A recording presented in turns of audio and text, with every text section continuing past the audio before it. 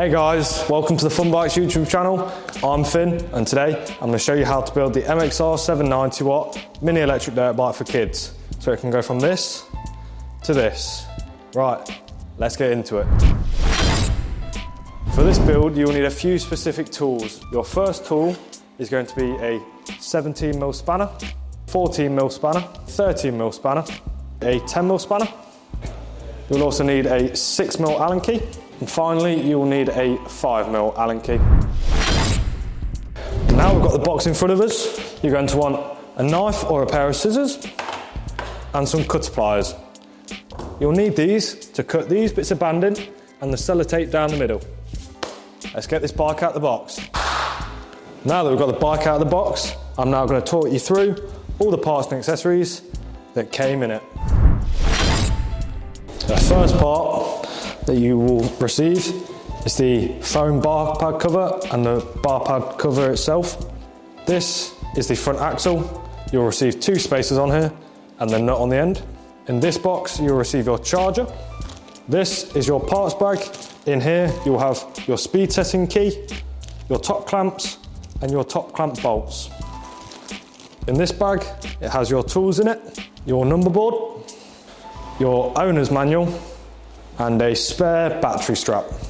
And finally, you'll have your front wheel and your front mudguard. So here in your parts bag, you'll see we have 2 top clamps, 4 bolts here, 2 smaller, 2 longer. Here you'll have your rear shock bolt and the nut for it. Here you've got your speed settings key. Over here we've got a spare rear shock bolt, a spare fuse and a spare rear nut. Now we're going to take off all the bubble wrap that we can see on the vehicle and then a zip tie. For this step I'm going to be using some snip cutters, but for use at home you can just use normal scissors. So first of all we're going to take off this bit of bubble wrap here, and then the second bit we're going to take off is on the handlebars.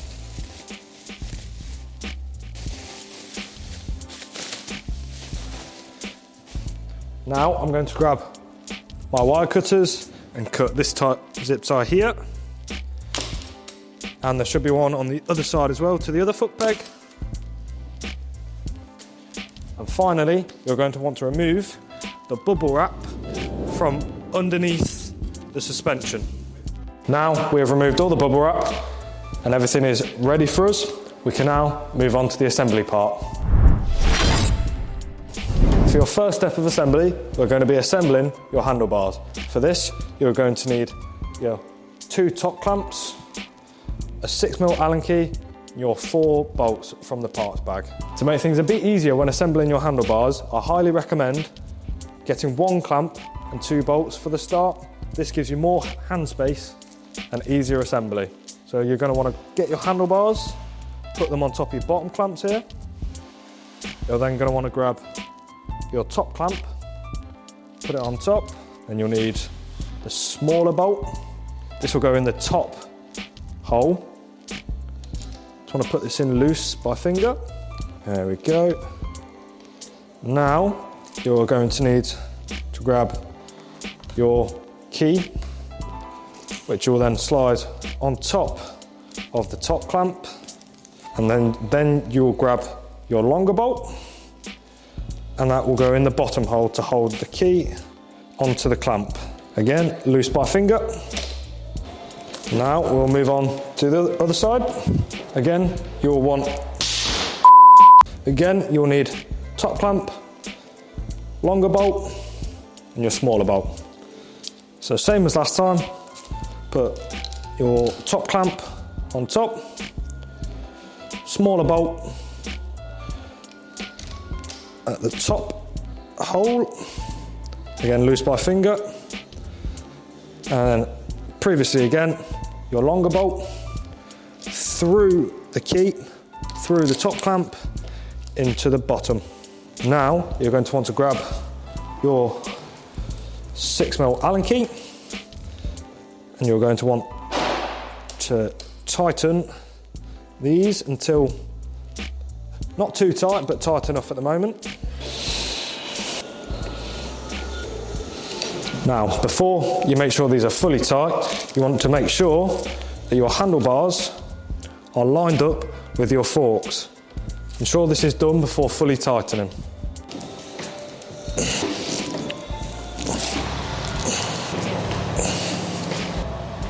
Once all these bolts are tight, this is what it should look like. Moving on, we are now going to want to grab our bar pad cover. You just need to take this off, and this will sit just above your key barrel on the handlebars. And the cover will wrap round on itself, nice and securely. It should look like this. So now, moving on to the front of the bike, you're going to want to grab your wheel and your mudguard, and a pair of scissors, but in my case, some wire cutters, and cut this zip tight. You will then want to remove the bubble wrap, remove your mudguard, remove your wheel, and put your wheel to one side for now. Now you're going to want to grab your mudguard again, your 5mm Allen key, and move to the front of the vehicle. Under the front of the vehicle, there will be 2 bolts. You're going to want to screw them out. There's one. There's the second one. So now you're going to want to align these 2 holes with the 2 that have been shown. You'll do this just with your fingers for now. Line it up and lightly screw this in. Just a few turns, don't need to be too tight. Same with the other bolt.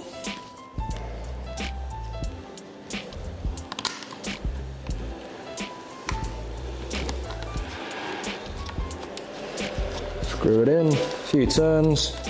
Now grab our 5mm Allen key again, and you're going to want to screw these in till they're nice and tight. And with that, your front mudguard is now installed. Now we're going to be moving on to the front wheel of the bike. So for this, you're obviously going to need your front wheel, your front axle, which will have 2 wheel spacers on. You want to ensure during the fitting, as I'll show you soon, the smaller spacer will go on the brake side and the bigger one will go on the non-brake side. The tools you'll need for this part will be a 17mm spanner, 14mm spanner, and again, a 5mm Allen key. First step we are going to do is you're going to want to grab your 5mm Allen key, and we're going to remove these 2 5mm bolts here holding the caliper on. You're going to want to undo these all the way out. There's one. Now remove the second one. Once these 2 bolts have been removed, you're just going to want to hang the caliper just out of the way for the moment. Now we're going to grab our front wheel and our front axle. First thing you're going to want to do is unscrew the nut, take off 2 wheel spacers. Now you're going to want to grab your front axle and your bigger wheel spacer, slide the axle just through, big spacer just in. Now you're going to lift up your front wheel, carefully put it up, slide your front axle through. There we go, just so it's just hanging out the other side. Now grabbing your small spacer, again, just putting it so it's hanging on. Now I'm going to slide your axle all the way through. Now grabbing the nut, you want to screw this on the end, like so. Now you'll need your 17mm spanner, your 14mm spanner. Your 17 will sit on the nut side of the axle, and your 14 will go on the opposite side. Now you're going to want to tighten this Going to use the ratchet spanner.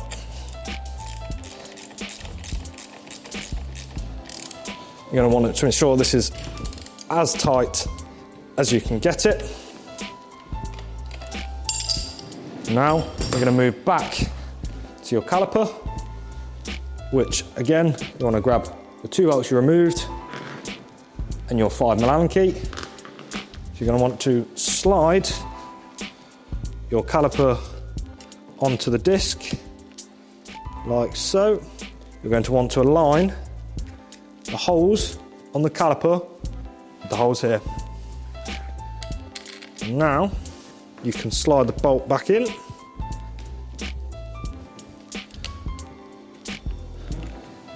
And again, just finger tight, no need to get too tight. And same with the bottom bolt. Line it up, bolt in, finger tight. Now, grab 5mm Allen key. You want to make sure these are nice and tight. When they're tight, that is your front wheel and your front brake all installed. For the next part of the build, you're going to want to grab your number board, and again, your 5mm Allen key. And on the front here, you'll see a 5mm bolt. You're going to want to unscrew this, take it out completely, just like so. You're going to want to put this aside just for a minute. And then on the number board here, you can see there are 2 knobbles on the bottom here, which will slot into these 2 gaps here. You're going to want to make sure these are pushed down into the slots, and you'll see in this gap in here, it will line up with the bolt.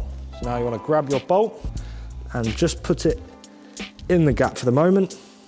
Grab your 5mm Allen key, and then you want to line it up and screw it in.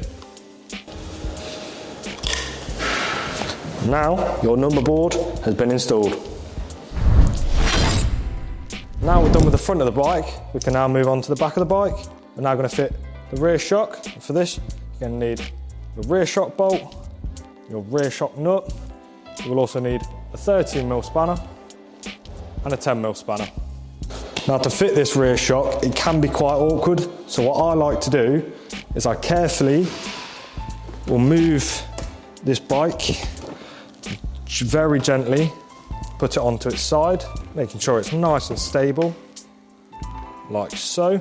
Now we can get a nice, easy access to the rear shock. If you don't have a bike stand, you can do it on the floor, but obviously you're going to be a bit more careful than with a bike stand. Let's get it fitted.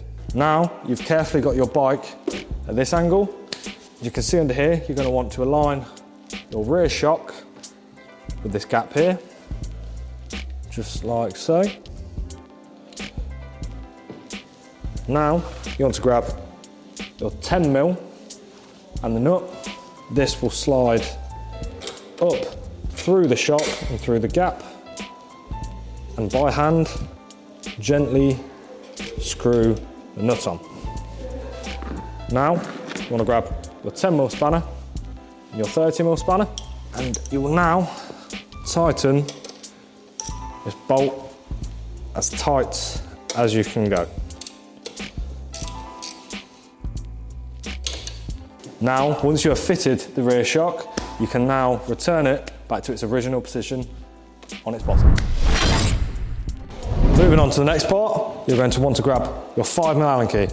So now we're going to adjust your lever angles. The reason why we're going to adjust these is because when you're riding, you want a flush angle in line with your forearm down to your hands. So you're going to want to loosen off these 5mm bolts. Only a little bit, doesn't have to be too much, which will then allow the lever to be pushed down. As you can see, nice angle. So you're then going to want to tighten this bolt back up, which will then lock it in place. Moving on to the other side, same again, loosen off the 5mm. This time, to make it a bit easier to get the same angle on both, you push it down. You want to do it the same with both hands, and you can kind of see if they're the same.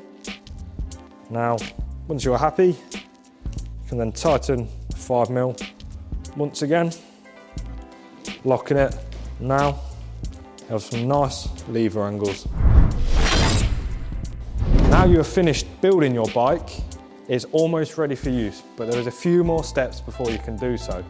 One of the final steps will be plugging in the battery to the bike to give it power. So to do this, you'll need to come under here behind the mudguard. You'll take out this plug and you want to plug this in like so. Might need to give it a bit of a push. There we go. Now the bike's power is connected. So now when it comes to charging your bike, you want to make sure you're doing this as safe as physically possible. So in your parts box, as previously mentioned, you'll get a manual, which I can't make clearer to read this carefully and make sure you understand it. And you'll receive the charger itself. So what you want to do is you want to grab this end of the charger, and in this little port here, you want to plug this in, and on the charger, there is a little ridge which will line up with the little bump in there. You want to make sure you line that up, which will then allow the charger to be pushed in. And you'll then want to screw this on. Now once this has been fitted, that's when you can put the plug into the socket. We ensure you do this. This just keeps your battery's life as long as possible, and it won't cause any harm to the battery itself. So now, once we've fitted the battery and you understand how to charge the bike safely, all we've got to do now is flick the key and make sure the vehicle works. As you can see, it does work, but there's still one more final step before you can ride this vehicle. The final step before you can safely ride this vehicle is going to be a full nut and bolt check of every single bolt from the front of the bike to the back of the bike, from this side to this side. This just ensures your vehicle is as safe as possible and nothing is going to rattle loose and cause potential harm. So you want to make sure these 2 bolts here for the rear caliper tight, these 3 bolts here for your rear brake disc. You want to double check your rear axle. You want to double check this bolt here for your kickstand. You want to double check your foot peg bolt, this bolt here, your plastic bolts. You'll want to double check your top bolt here for your shock. Again, you want to check these 2 caliper bolts, your front axle again. Again, 3 more bolts on your front disc. Double check these screws. Check up here your fork screws, 2 of them here. You want to check your chain guard bolts here, your right footrest. You want to do the right side plastics again. You want to check the right hand side screws here, and finally your 2 fork bolts. Now you've fully built your bike, you have done a full nut and bolt check ensuring every bolt is tight, you've took off your sticker protection, this bike is now ready to be ridden. But before you do get into riding this bike, please ensure your child is wearing their safety gear. You can find a link in our description or the link in our bio. I've been Finn, I hope I've been a helping hand today assembling your 790W. If I have, please leave a like and subscribe. If you have any questions, leave them down in the comments and I will reply to them as quick as I can. I'll see you in the next one.